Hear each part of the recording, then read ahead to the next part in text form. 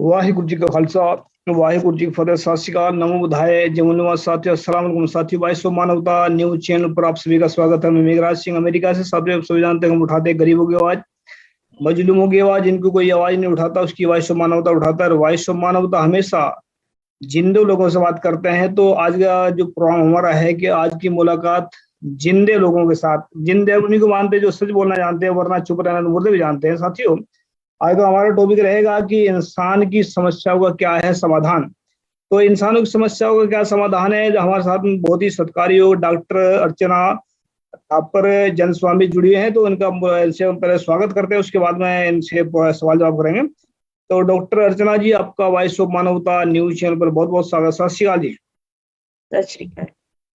बहुत बहुत स्वागत आपका। और हमारे एक बार कहने से आप आ गए हैं हमारे टीवी चैनल पर, आपके लिए बहुत बहुत धन्यवाद। बहुत सारे तो हमें कहीं कहीं महीने तक घुमाते हैं मैं भी अपनी ओर से धन्यवाद देना चाहती हूँ कि मैं एक सामान्य व्यक्ति हूँ और आपने मुझे जिंदा माना, ये बहुत बड़ी उपलब्धि है मेरे लिए। नहीं, हम सामान्य से लेकर, हमने बताया था आपको शायद बात करते वक्त, हम हाउस वाइफ से लेकर के व्हाइट हाउस तक कंट्रोल लेते हैं। हम ये नहीं हाँ देखते कि कौन किसके पास में कितना गुण है, हम तो अच्छे लोगों को जोड़ते हैं। तो साथ में अर्चना जी, आप अपना पूरा तारुफ करा दीजिए, अपना पूरा नाम और क्या काम करते हैं जी। जी जी जी। मेघराज जी, मैं रायपुर छत्तीसगढ़ से हूँ। भारत का एक प्रदेश है छत्तीसगढ़, वहां से हूँ। जी मेरा नाम डॉक्टर अर्चना जनस्वामी है और मैं यहाँ पे प्रैक्टिसिंग ऑप्थेल्मोलॉजिस्ट हूँ और हाउस मेकर। जी जी जी। तो हमारा ये सवाल सबसे पहले ये रहेगा आपको कि जब हमने इंसानों की बात करते हैं कि इंसानों की जिंदगी में समस्या कौन सी सबसे बड़ी समस्या है जिसको इंसान देख नहीं पा रहे या सुनने पर देखने उसको पा रहे। तो आपके नजर में ऐसी कौन सी बड़ी समस्या है जिसके कारण इंसान परेशान रहता है जी। सबसे बड़ी समस्या ये है कि इंसान स्वयं को नहीं पहचानता है और भेड़ बकरियों की तरह एक कॉमन फैक्टर जहां उनको भगाया जाता है वहां जाता है। ये सबसे बड़ा आज का प्रॉब्लम है एक्चुअली मानव का। आप जो विचार उनको दे देते हैं और अनफॉर्चुनेटली उनके सही विचार देने वाले लोग बच्चे नहीं है।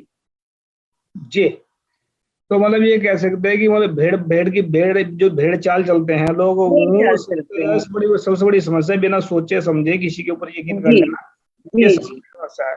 तो साथ ही बहुत बड़ी काम की बात बताई इन्होंने कि जो बिना सोचे समझे, बहुत सारे कहते हैं कि आंखों देखी बात और कानों सुनी बात सही होती है, वो गलत होती है, सही नहीं होती। क्योंकि गलत भी सुनाया जा सकता है और दिखाया भी जा जी सकता है। गलत तो इस पर जी यकीन ना करें और अपने हाँ दिमाग को ओपन रखे, खोल कर रखें दिमाग।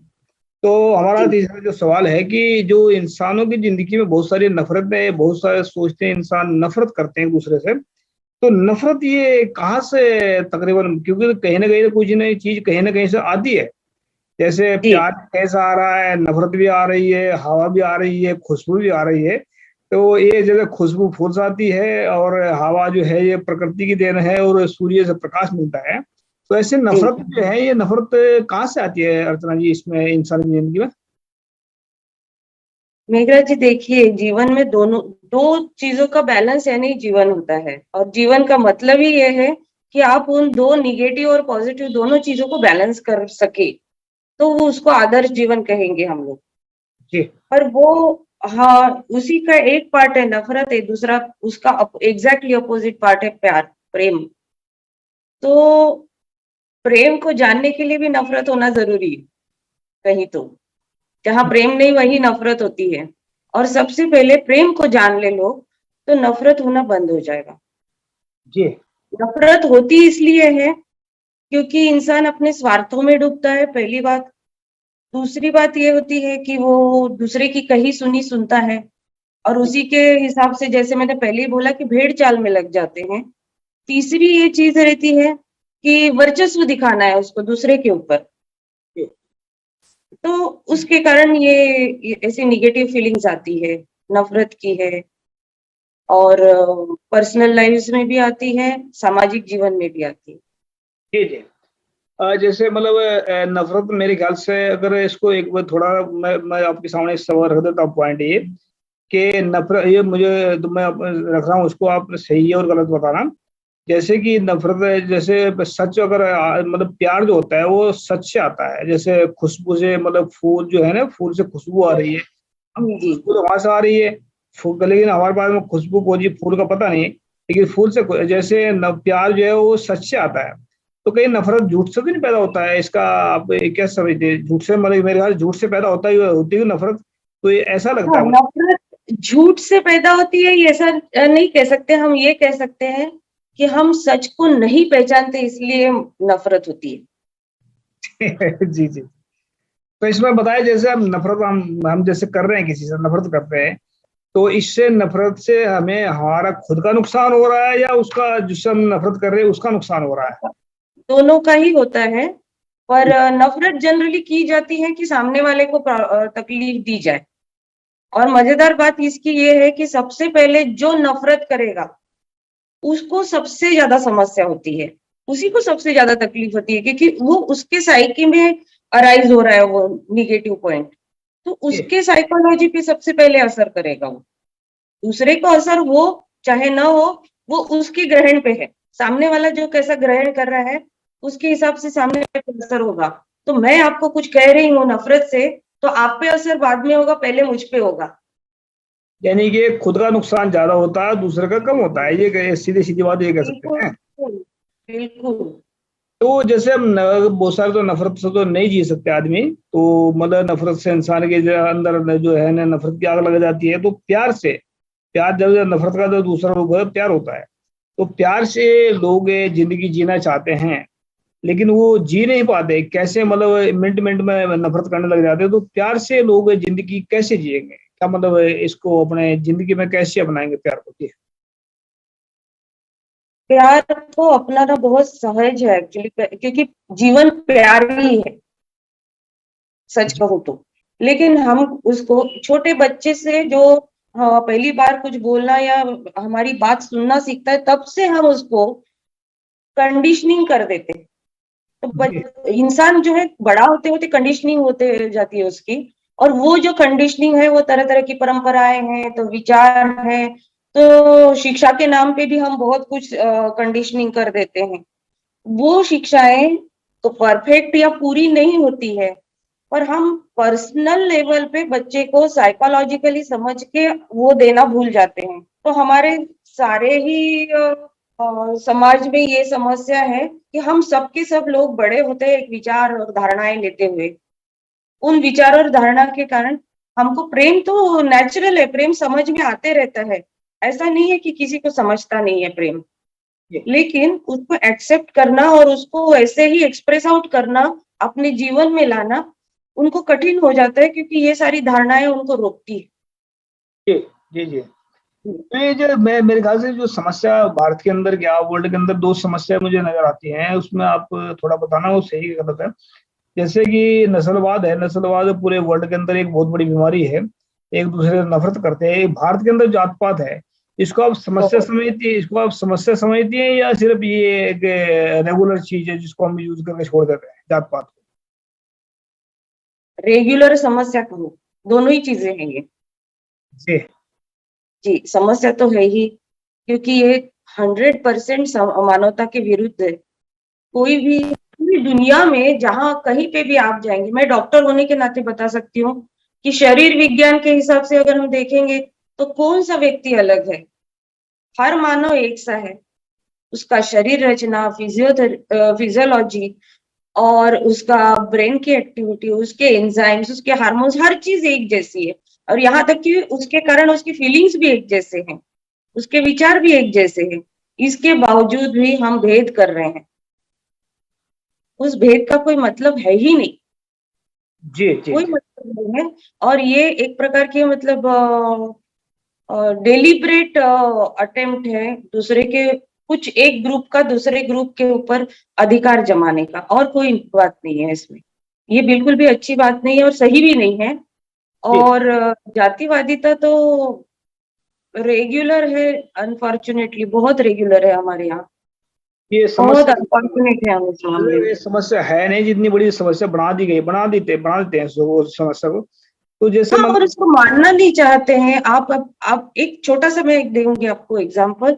कि अभी थोड़े दिनों पहले हमारे राजस्थान में एक छोटे से बच्चे ने वो सवर्ण जाति के टीचर का मटका छू लिया, पानी का मटका। जी तो उस बच्चे को इतनी बड़ी पनिशमेंट दी उस टीचर ने कि वो बच्चा कुछ दिनों बाद मर गया। जी तो ये है।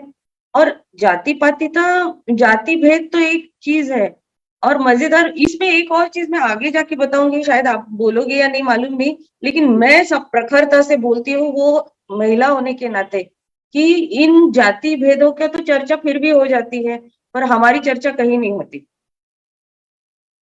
नहीं, आप खुल के बात रखे ये अर्चना जी, हमने वॉइस ऑफ हाँ मानव जी, बोला है। महिलाओं की बात नहीं होती है। महिलाओं को तो इतना ग्रांटेड मान के चलते हैं कि वो जाति के भी पार उसको इग्नोर किया जाता है।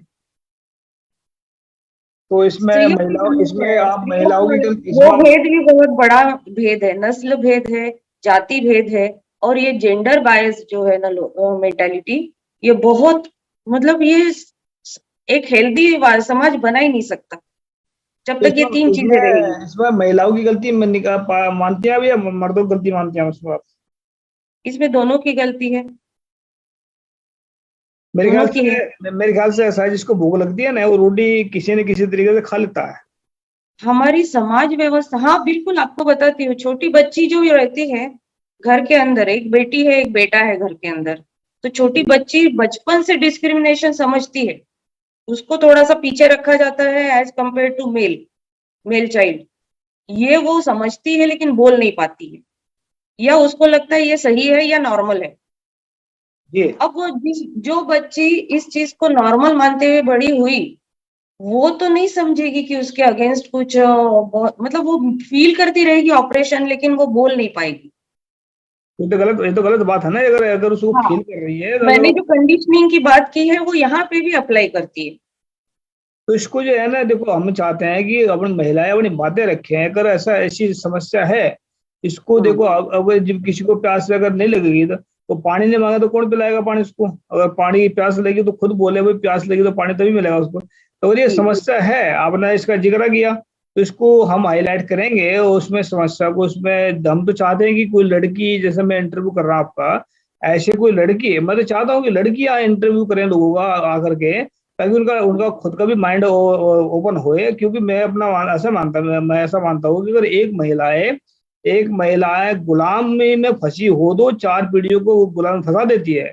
अगर एक महिला गुलामी से आजाद हो, मानसिक तौर से आजाद हो, तो 4 पीढ़ियों को गुलामी से निकाल देती है। तो महिला तो इतनी स्ट्रोंग होती है, महिलाएं तो इतनी, मतलब इनकी इतनी वैल्यू होती है परिवार के अंदर, उनके बिना कुछ भी नहीं है महिलाओं के बिना। तो मैंने इसमें लिखा था कि मैं इसमें शायद इसमें लिखा था कि औरत ही है घर की रोशनी, औरत बिना परिवार नहीं, औरत ही हाँ, है जग की जननी, औरत बिना संसार नहीं। अगर औरत नहीं है तो जी मर्द, बिल्कुल बिल्कुल। अगर औरत भी, अभी जो मर्द भी पैदा हो रहे हैं, औरत भी पैदा हो रही है, तो कहाँ से पैदा हो रही है? औरतों से होते हैं। तो चलो मर्द का साथ है उसमें, ऐसी बात नहीं है, लेकिन क्या है कि जब औरतें, तो खास करके सारी जो दिक्कतें औरतों को झेलनी पड़ती हैं, तो औरतें अगर अपनी पीड़ा की बात नहीं रखें तो कोई नहीं रखेगा इसको। मर्द तो बहुत सारे ऐसे हैं ना जो मतलब वो चाहते ही नहीं है कि मैं औरतें आगे निकले, लेकिन औरतों की समस्या है तो खुद की समस्या खुद सोल्व करना इसमें पड़ेगा। आपको, जी जी मेघराज जी, मैं एक कहना चाहूंगी कि ये जो आप बोल रहे हैं ना कि मर्द का और महिला और पुरुष दोनों का जो इसमें इन्वॉल्वमेंट है, इसमें इन्वॉल्वमेंट इक्वली रहता है, कहाँ तक, जहां तक बच्चे का जन्म होता है। जी जी उसके बाद में जो डाइवर्सिफिकेशन होते हैं उनके ड्यूटीज के, जो होने नहीं चाहिए एक्चुअली। एक बच्चा जब पैदा किया जाता है तो बच्चे के बड़े करने में, उसका लालन पालन संस्कार करने में और उसकी हर चीज देखने में दोनों का इक्वल सहभाग होना चाहिए। पर जी हमारी संस्था ऐसी बनाई गई है कि पुरुष जो है वो केवल कमाने का काम करता है और पैसा प्रोवाइड करने का काम करता है, स्त्रियां घर और बच्चे सब कुछ संभालती है। और इसमें कोई गलत बात नहीं है, मैं ये नहीं कह रही हूँ, बस अब पुरुषों को ये समझने की जरूरत है एक्चुअली कि कमाई तो दोनों कर सकते हैं, घर के लिए पैसा दोनों अब ला सकते हैं, दोनों पढ़ रहे हैं, दोनों अपने जॉब्स कर सक रहे हैं। तो आज अब ये समझने की जरूरत है, आज के जमाने में अब शादियां हो रही है, लोग अपने बच्चे वगैरह फैमिलीज बना रहे हैं, उनको ये समझने की जरूरत है कि बच्चों का रियरिंग, उनको बड़ा कैसा करे, इसमें दोनों का इन्वॉल्वमेंट बहुत जरूरी है। मैं अनफॉर्चुनेटली मैं बचपन से मेल्स को इसमें कोई एक्टिव रहते हुए बहुत कम मेल्स को देखी हूँ इस प्रक्रिया में। माँ ही पूरा बच्चों को बड़ा करती है, माँ घर उस समय। लेकिन एक बात और अच्छी थी, वो ये थी कि कुटुंब संस्था में जो मेल था वो स्त्री को पूरा अधिकार घर के अंदर तो भी कम से कम दे देता था बच्चों के प्रति वगैरह, कि भाई तुम जो कर रही हो ठीक कर रही हो। पर जैसे जैसे समाज बहुत केओस होते जा रहा है, बढ़ता जा रहा है, तो वहाँ मेल्स जो है उनकी प्रवृत्ति बाहर की तरफ ज्यादा जा रही है, जी बाहर खैली हो रहे हैं वो, और जिम्मेदारी से भागना उनमें ज्यादा हो रहा है। और अनफॉर्चुनेटली पढ़ लिख जाने के कारण और थोड़ा सा आर्थिक स्वावलंबन सीखने के कारण स्त्रियां भी थोड़ी सी गैर जिम्मेदार हो रही है। जी जी जी। तो ये गैर बच्चों का जिम्मेदार। रीडिंग जो है उसके लिए दोनों का इन्वॉल्वमेंट, और वो बचपन से ही बच्चों को अगर हम चेंज करेंगे तो ही समाज में कोई परिवर्तन आएगा मानवता के लिए। जी जी जी जी, बिल्कुल बिल्कुल। नहीं, इसमें क्या है ना, देखो, अगर समस्या आपको बताना है तो समाधान भी आपके अंदर है, इसमें ढूंढ लेना उसको। क्योंकि अगर इसी बात आई समस्या भी, ये समस्या से बड़ी, तो उसको समाधान भी हमारे लिए आसान हो जाएगा। अगर आप इसको लिखेंगी या उसको मतलब बार बार रिपीट करेंगे तब इसका होएगा। क्योंकि समाज के अंदर जो चलता है ना अर्चना जी, जी उसको लोग उसी को पकड़ते हैं। जब जी मतलब जैसे फिल्मों में दिखा देते हैं, नाटकों में दिखा देते हो, ज्यादातर स्त्रियां दिखी होंगी आपने, जो आजकल सीरियल चलते हैं, वो इतने इमोशनल होते हैं कि बार सीरियल तो औरतें सब काम भूल जाएंगी, पर सीरियल देखना नहीं भूलेंगी, चाहे जो मर्जी हो जाए। लेकिन जो उसमें दिखाया जाता है उसको कैच करती हैं, वो पकड़ करके उसको अपने जिंदगी में अपनाती हैं कई बार, बहुत सारी वो ऐसी। एक अच्छा माध्यम है, अगर हम चाहो तो सिखाने के लिए ये सब चीजें डालने के लिए उन्हीं सीरियल्स में से कुछ कुछ संदेश डाले जा सकते हैं, कुछ हाँ बातें की जा सकती है, उसको उपयोग करना चाहिए सही तरीके से। जी जी, हम इसके ऊपर एक बहुत जल्दी एक वॉइस ऑफ मानवता की तरफ से हम एक प्रोडक्शन हाउस खोल रहे हैं मुंबई में। और इसमें हम ऐसे ऐसे नाटक बनाएंगे जिससे भारत के अंदर शिक्षा जाए, नफरत की आग जो लगी उसको खत्म किया जा सके, प्यार से लोग जिंदगी जी सके, कोई सच्चा मैसेज जा सके, कोई थोड़ा बहुत रोमांटिक भी, जैसा मतलब खुश होने के लिए कोई डायलॉग मार देना। बिल्कुल, हर हर हर फीलिंग बहुत मानवीय है। हर फीलिंग को हम दिखाएं, उसमें एक सुंदर तरीके से दिखाएं, और लेकिन उसके साथ कुछ संदेश जाते रहे। जी जी जी। तो ये संदेश आप अपने कॉपी में कहीं लिखते रहें, ताकि आपके आने वाले वक्त में इसमें नाटकों में, फिल्मों में, इसमें आपके डायलॉग वगैरह लिए जा सके।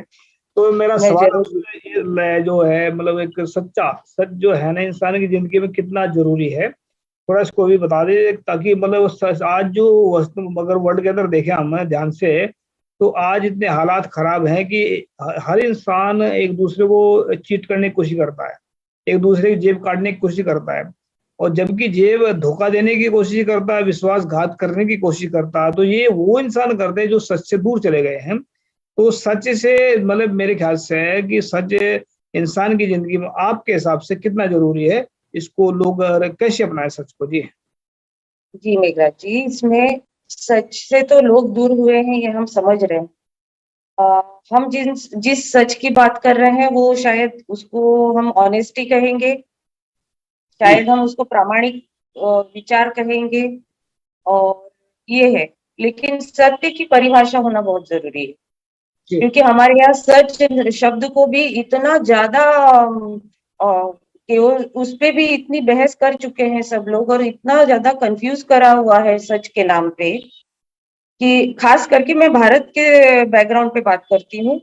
मैं नहीं जानती कि बाहर कैसे सोचा जाता है इस पे, लेकिन मेरे भारत में ना सब तरह के विचार है, और वो गलत भी नहीं है। हर व्यक्ति अपना सोच रहा है, ढूंढ रहा है कोई चीज, जो सालों से, मतलब प्राचीन काल से लोग सत्य ढूंढ रहे हैं। जैसे हमने बोला गौतम बुद्ध ने सत्य जाना, तो क्या जाना उन्होंने? सत्य क्या जाना? दुख का कारण जाना। दुख का कारण यानी क्या है? उन्होंने तो दुख ही पहली बार देखा जीवन में, अचानक देखा, जी उनके लिए वैसी चीज थी वो। और फिर उसके बाद वो उतने संवेदनशील थे, तो उतने उठ के उन्होंने वो ढूंढने की कोशिश की, तो उनको सत्य क्या मिला होगा? तो हमको सत्य की जो परिभाषा है वो करनी जरूरी है, कि हमको सत्य है नहीं। अभी सामान्य लोगों के लिए सत्य का मतलब होता है प्रामाणिकता, सच बोलना, और विचारों में भी सच्चाई ही रखना। चाहे उसके कोई भी असर हो हमारी जिंदगी पे, पर हम ऑनेस्ट रहे।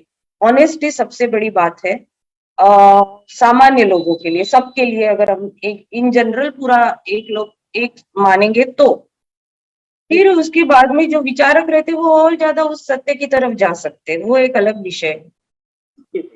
इसको ऐसा मान लेते हैं जिसकी मतलब सच सच सच बोलना, अंदर भी सच हो बाहर भी सच हो, और ईमानदारी से हाँ, करना, ईमानदारी से दूसरों को काम करना सिखाना, नीयत साफ रखनी, ईमान का पक्का हाँ, होना, जुबान का किसी पक्का होना। किसी को कोई, हाँ, और अहिंसा उसके साथ जुड़ी रहती है हमेशा, जी। मानसिक शारीरिक दोनों। जी जी। तो इसमें हम्म। अर्चना जी कुछ लास्ट में आप क्या उपदेश देना चाहती हैं हमारे साथियों को? ये आपका प्रोग्राम पूरे वर्ल्ड के अंदर लाइव जा रहा है, और ये हमने तो आप हमारे साथियों को, कल को ये यूट्यूब पे जाएगा, तो अभी तो ये सिर्फ लाइव जा रहा है वर्ल्ड के उसमें, तो आप पूरे से लोगों को संदेश क्या देना चाहती हैं? चार से कोई ऐसा संदेश दें ताकि लोगों की जिंदगी में कुछ तब्दीली आए। जी जी, मैं सभी से ये कहना चाहूंगी कि सबसे पहले पहला धर्म इंसान का होता है, तो बस इंसानियत ही होता है, धर्म मानवता ही होता है।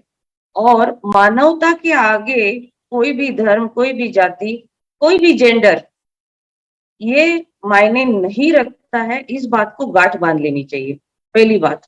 और दूसरी बात मैं ये संदेश देना चाहती हूँ कि मानव बनना है तो पहले आपको प्रेम करना सीखना होगा, सहना सीखना होगा एक दूसरे को। जी और और इसी के लिए सबने कार्य करना है, चाहे आपको कोई कुछ भी कहे, लेकिन आपकी ऑनेस्टी आपसे छूटनी नहीं चाहिए। जी, बिल्कुल बिल्कुल। तो मैं जी तो जी लास्ट में एक शायरी कहना चाहता हूँ, शायद सही हो शायद गलत हो, पता पता नहीं, कि अगर हम चलेंगे सच्चाई और ईमानदारी के मार्ग पर तो हम जी विद्वान और महान बन जाएंगे। अगर हम चलेंगे झूठ और बेईमानी के रास्ते पर तो हम हैवान और शैतान बन जाएंगे। तो ये देखना कि हमने हैवान और शैतान बनना या महान और विद्वान बनना, तो ये सच्चाई इंसान को, ईमानदारी महान बना देती है, और झूठ और बेईमानी इंसान को शैतान बना देती है। तो शैतानियत से बचे, शैतानियत से जिंदगी नरक बन जाती है, और इंसानियत से जिंदगी स्वर्ग बन जाती है। कहीं आसमान में स्वर्ग नरक नहीं होता है, यहीं पर स्वर्ग जी है, यहीं पर नरक है। अगर हम झूठ बोल रहे हैं तो नरक की जिंदगी जी रहे हैं, अगर हम सच बोल रहे हैं तो ईमानदारी की जिंदगी जी रहे हैं। आज ही मैंने लिखा था कि आज ही कलयुग और आज ही सतयुग। अगर हम सत्य जी के मार्ग पे चले हैं, सच बोल रहे हैं, तो आज हमारे लिए सतयुग है। अगर कोई झूठ बोलता है, बेईमानी कर रहा है, वो कलयुगी है। तो इसका मतलब ये है कि आज ही आपके अंदर सब कुछ है, तो आप अपने अंदर से निकाल सकते हैं। तो अर्चना जी जी, जी आपका बिल्कुल। स्पेशल धन्यवाद, आप हमारे साथ में वॉइस ऑफ मानवता न्यूज़ चैनल पर जुड़ी है, और उम्मीद करते हैं आप आने वाले वक्त में जो आपके ख्यालात हैं, जो आपके अंदर विचार हैं, उसको आप एक पुस्तक का रूप दीजिए, पुस्तक का, ताकि आने वाले वक्त में और भी ये तो जो विचार चल रहे हैं, ये विचार का संग्रह बहुत अंदर डूंघाई में पड़ा है, बहुत कुछ पड़ा है अंदर, तो निकालना पड़ेगा। तो आप इनको जी लिखें, जी और उम्मीद भी करते हैं जी आप बिल्कुल। कि हम आपकी पब्लिश से वॉइस ऑफ मानवता की तरफ से करेंगे उसको, किताबों को। तो उम्मीद करते हैं आप लिखेंगे किताब को। जुड़ने आज के लिए आपका स्पेशल धन्यवाद। चलिए, जी जी जुड़ रहे हैं वॉइस ऑफ मानवता के साथ में, आपको धन्यवाद। लाइक करें। Thank you so much. सत श्री अकाल।